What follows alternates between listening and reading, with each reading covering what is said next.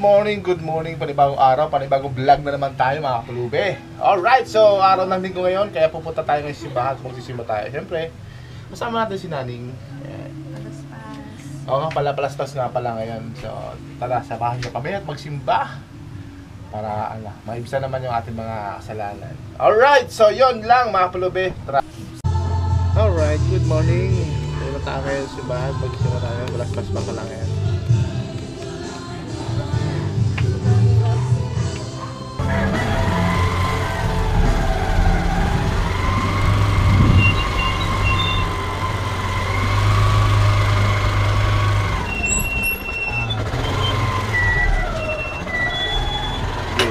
Kasya.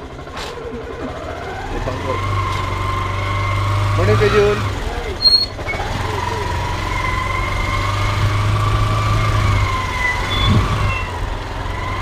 Oh, pauwi na kayo. Ha? Pauwi na. Uwi na ako, siya hindi ba kuha na yun? Hindi ka na babalik. Ha? Ano?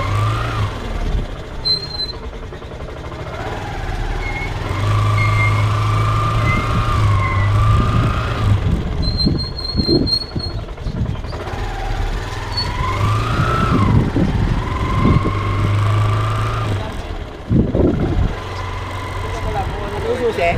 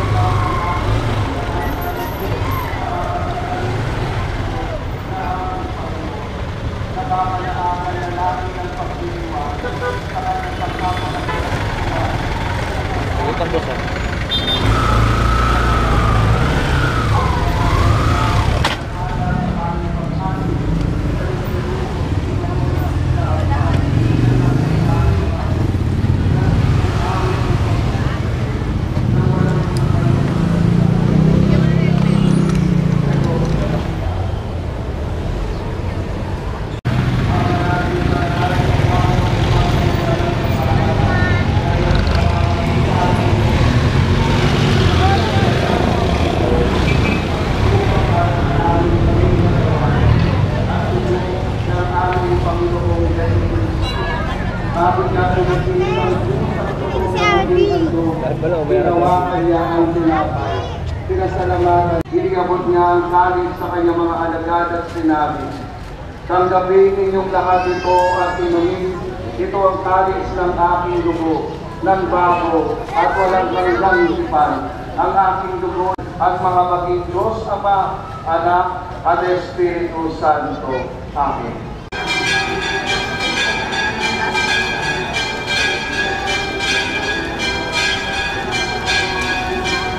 Ng tela, mga beto, Israel, isinuko.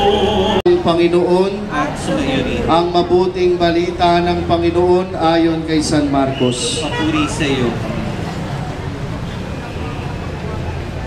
Malapit na sina Jesus sa Jerusalem, nasa gulod ng bundok na mga olibo at nangalan ng Panginoon. Ha? Hindi. Mga ninapahalaga Dami naman ang pagpuli.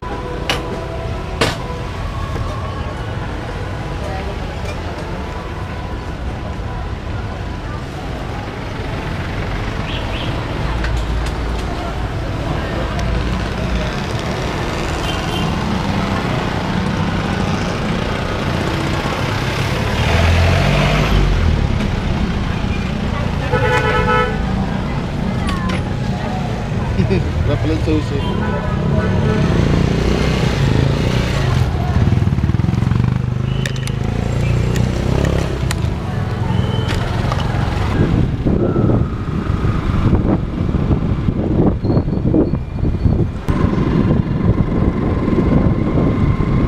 Alright, so yun, kagagaling lang namin magsimba kaganina. Dumiretso na kami dito sa may tindahan. Bibili kami nong pandesal. At hindi na kami nakapunta doon sa Lugawan dahil napakahaba ng pila, men. Kaya bumili na lang kami ng pandesal at doon na lang kami sa bahay magkakape. Medyo mainit na rin mga kapulubi kaya umuwi na kami. At syempre, bibilis na ko ng konti dahil mainit-init pa yung pandesal. Ang sarap ng taan nito, men, sa kape. At yun na mga kapulubi, hanggang dito na lang at salamat sa pagsama sa aming pagsimba. Paalam! God bless po sa lahat!